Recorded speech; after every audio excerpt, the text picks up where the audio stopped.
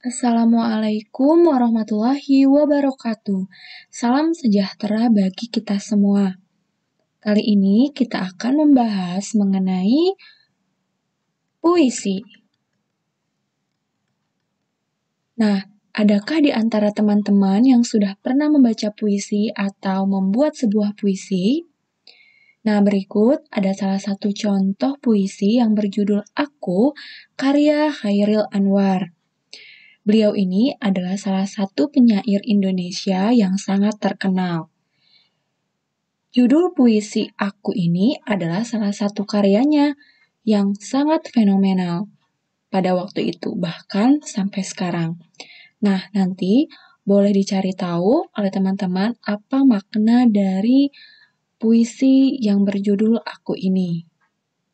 Selanjutnya, kita akan membahas mengenai definisi puisi. Nah, di sini ada definisi puisi menurut Kamus Besar Bahasa Indonesia. Puisi adalah gubahan gaya bahasa yang bentuknya dipilih dan ditata secara cermat sehingga mempertajam kesadaran orang akan pengalaman hidup dan membangkitkan tanggapan khusus lewat penataan bunyi, irama, dan makna khusus.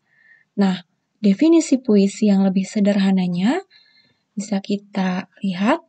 Puisi adalah sebuah karya sastra yang ditulis untuk mengungkapkan perasaan atau pesan dengan memperhatikan bunyi dan makna kata. Nah, karya sastra itu kan bentuknya banyak sekali. Nah, untuk puisi tersendiri itu ada ciri khasnya. Biasanya puisi itu memainkan kata-kata, bunyi, sehingga bisa menimbulkan suatu makna kata yang baru. Seperti itu. Baik, selanjutnya kita akan membahas mengenai unsur kebahasaan puisi. Tentunya unsur-unsur kebahasaan puisi itu ada banyak. Yang pertama kita akan membahas mengenai tipografi. Tipografi itu bisa disebut juga sebagai perwajahan puisi. Atau bentuk puisi seperti halaman yang tidak dipenuhi kata-kata, tepi kanan atau kiri, pengaturan barisnya, sehingga baris puisi yang tidak selalu dimulai dengan huruf kapital dan diakhiri dengan tanda baca titik. Nah, hal tersebut sangat menentukan pemaknaan terhadap puisi itu sendiri. Baik, bisa dilihat di sebelah kanan, di sini ada salah satu contoh puisi yang memainkan tipografinya. Biasanya yang kita lihat itu puisi ada rata kiri saja atau rata kiri kemudian menjorok ke kanan. Nah, di sini bisa dilihat ya, ini memainkan tipografinya. Nah, biasanya ini ada makna-makna khusus seperti itu. Baik, selanjutnya kita akan membahas unsur kebahasaan puisi yang kedua, yaitu diksi. Diksi yaitu pemilihan kata-kata yang dilakukan penyair dalam puisinya. Nah, karena puisi itu adalah bentuk karya sastra yang sedikit kata-kata tapi banyak mengungkapkan hal atau makna, maka kata-kata itu harus dipilih secermat mungkin. Pemilihan kata-kata dalam puisi erat kaitannya dengan makna, keselarasan, bunyi, dan urutan kata. Jadi, diksi juga adalah unsur yang paling penting dan harus diperhatikan karena untuk menimbulkan kesan keindahan atau estetika di dalam puisi itu sendiri. Selanjutnya yang ketiga yaitu rima. Rima adalah bunyi-bunyi yang ditimbulkan oleh huruf-huruf atau kata-kata dalam larik dan bait puisi atau persamaan bunyi dalam puisi. Rima itu biasanya berpola. Ada banyak, bisa polanya A, atau A, B, B. Nah, bisa dilihat contohnya di sini.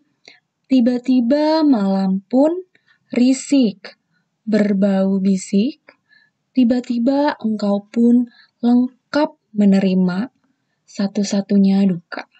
Nah, di sini bisa dilihat bunyi akhirannya itu ik, risik. Di sini juga di larik yang kedua ik, berbau bisik. Kemudian di larik yang ketiga itu akhirannya a, yang keempat pun akhirannya a. Nah, ini puisi yang seperti ini berpola A, A, B, B. Seperti itu. Nah, selanjutnya yaitu ada imaji.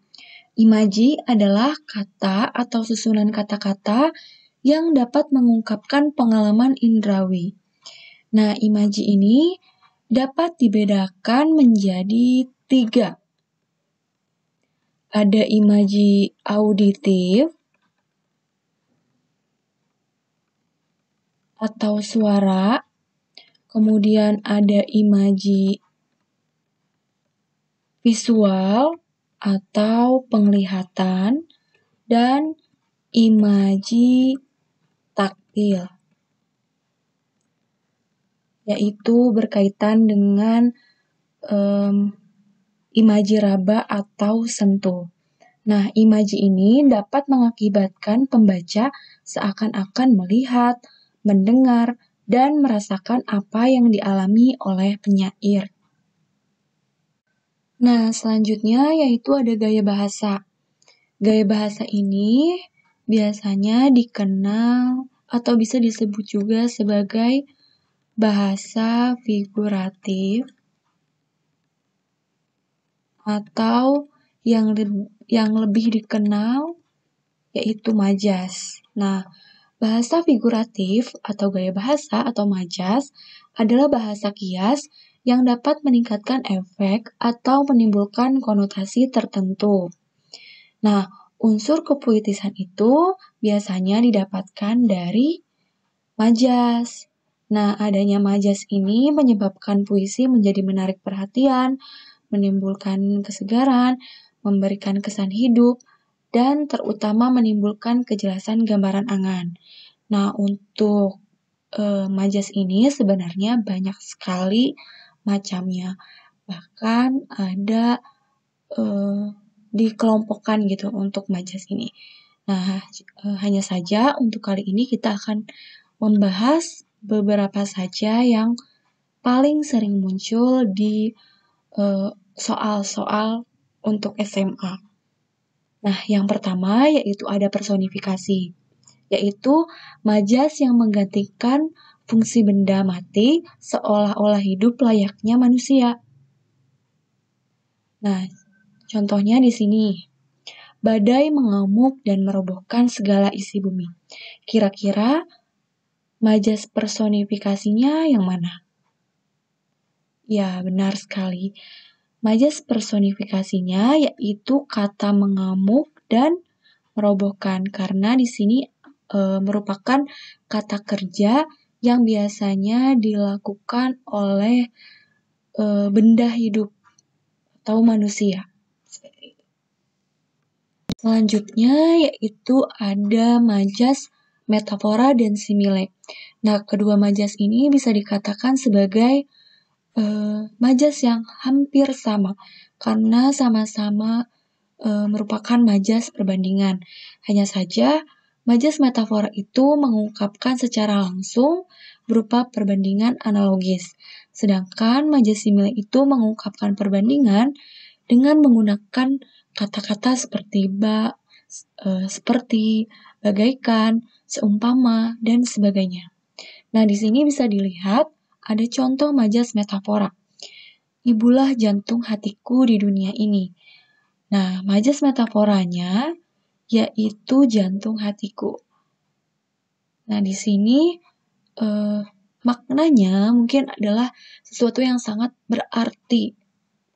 Nah, manusia itu kan memiliki jantung. Ketika jantungnya tidak ada, maka akan mati.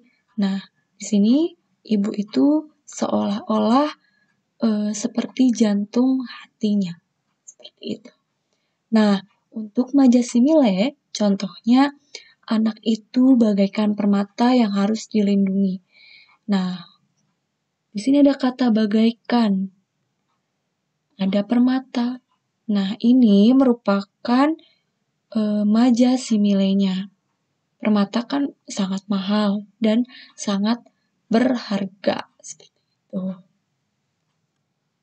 Nah, yang terakhir yaitu ada majas hiperbola, yaitu majas yang menjelaskan sesuatu secara berlebihan. Jadi biasanya maknanya itu atau kata-katanya itu dilebih-lebihkan.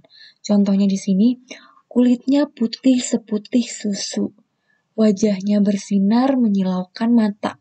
Nah, di sini majas hiperbolanya adalah seputih susu dan bersinar menyilaukan mata. Ini kan terkesan berlebihan ya untuk menjelaskan sesuatu itu.